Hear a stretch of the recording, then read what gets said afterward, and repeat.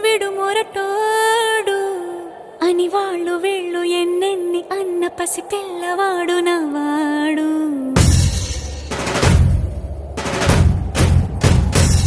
విడు ముండోడు అని ఊరు వాడ అనుకున్న గాని మహారాజు నాకు నవాడు.